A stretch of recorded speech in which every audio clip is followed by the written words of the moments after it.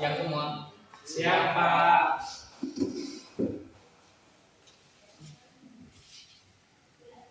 Oke, sebelum kita belajar angka, sebenarnya kita berdoa terlebih dahulu ya, yang akan dibawakan oleh Irfan.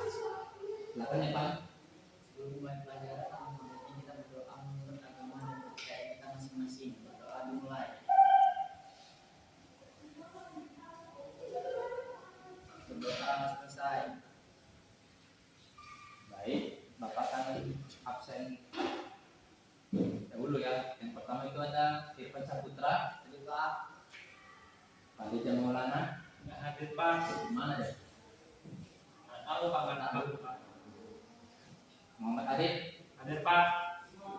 Rahma, Fajar, Nggak hadir Pak. Mana juga satu. Oke, kemudian tidak datang cuma 2 orang. Baik, sekarang kita akan belajar tentang faktor pendorong dan penghambat persatuan dan kesatuan bangsa. Langsung saja. Bapak tulis.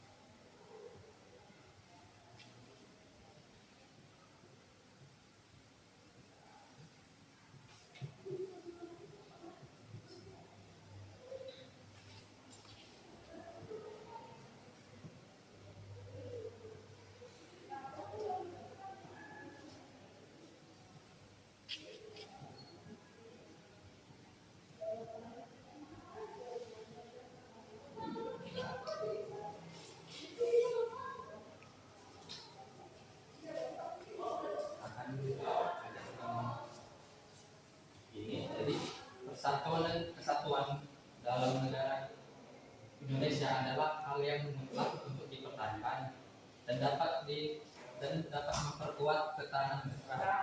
Persatuan dan kesatuan bangsa merupakan suatu hal yang sangat penting bagi perjalanan dan masa depan bangsa Indonesia. Tapi dalam perjalanan terdapat faktor-faktor yang berpotensi menjadi faktor penghambat persatuan dan kesatuan tersebut. Ada 3 faktor yang dapat memperkuat persatuan dan kesatuan bangsa. Merupakan suatu hal yang sangat penting. Ketiga faktor tersebut dapat mempersatukan perbedaan dan keanekaragaman yang ada di Indonesia. Perbedaan suku, bangsa, agama, dan bahasa dapat dipersatukan dalam ketiga faktor tersebut. Yang pertama itu ada Sumpah Pemuda. Bapak tulis saja ya. Pertama itu ada Sumpah Pemuda.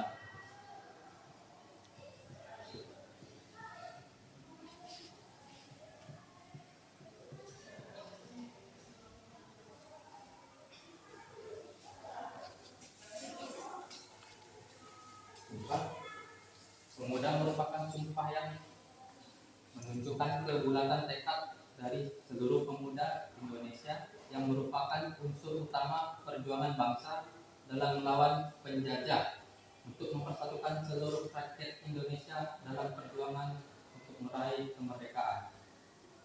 Yang kedua itu ada Pancasila. Yang kedua itu ada Pancasila.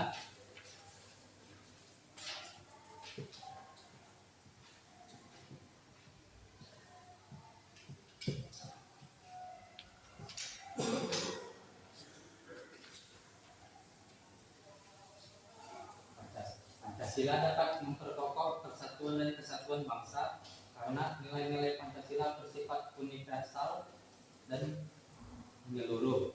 Pancasila merupakan pandangan hidup bangsa dan merupakan dasar negara bagi negara Indonesia. Penerapan Pancasila dalam kehidupan sehari-hari dapat menjadi faktor pendorong persatuan dan kesatuan bangsa. Yang ketiga ada semboyan Bhinneka Tunggal Ika. Semboyan ini sangat penting bagi negara Indonesia yang memiliki banyak keanekaragaman berupa suku, bangsa, ras, agama, dan budaya.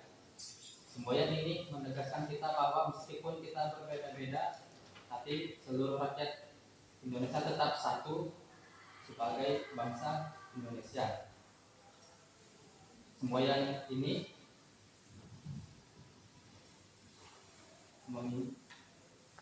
baik, yang selanjutnya kita akan masuk ke faktor penghambat persatuan dan kesatuan bangsa. Biar lebih jelas Bapak tulis saja ya. Faktor penghambat.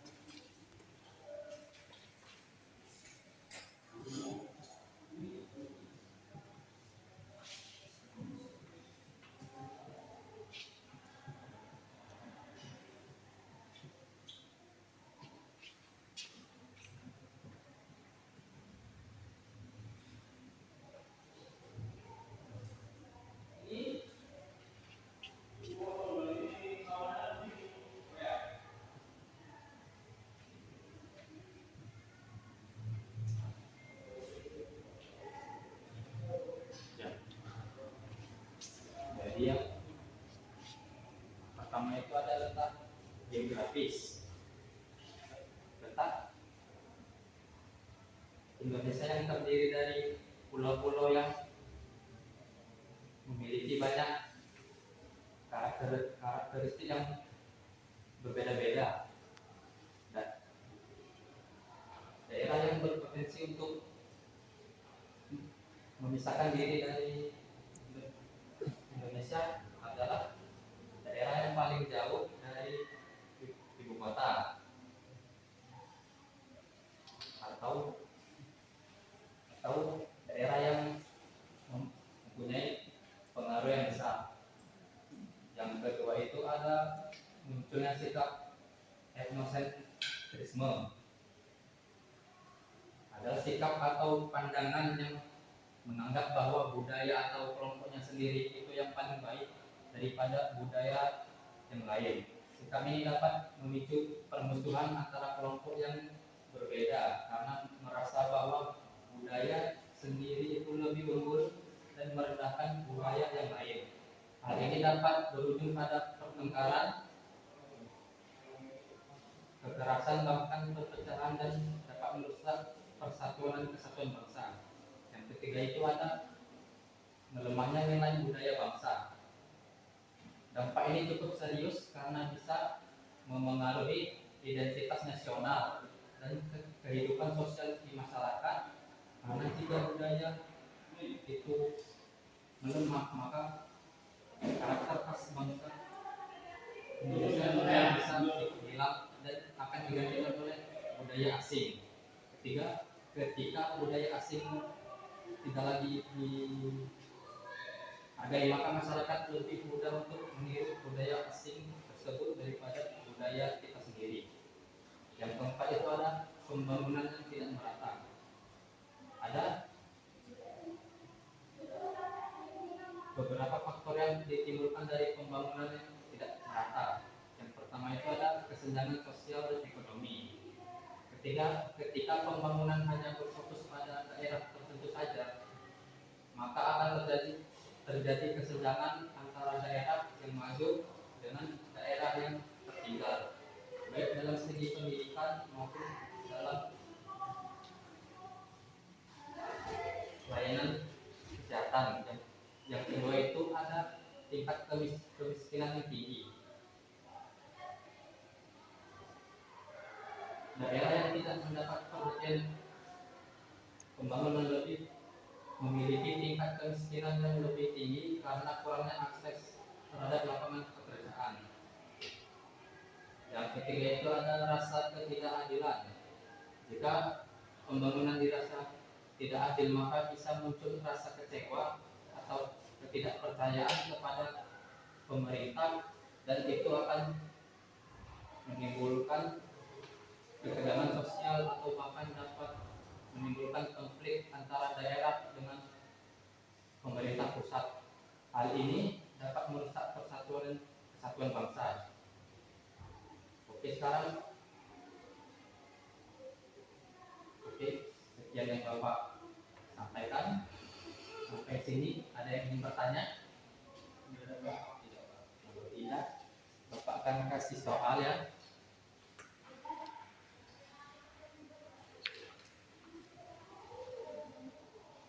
Oh ya. Sebelum itu Bapak ingin bertanya dulu nih, apabila kosong ingin bertanya gitu ya. Jadi Bapak akan bertanya nih.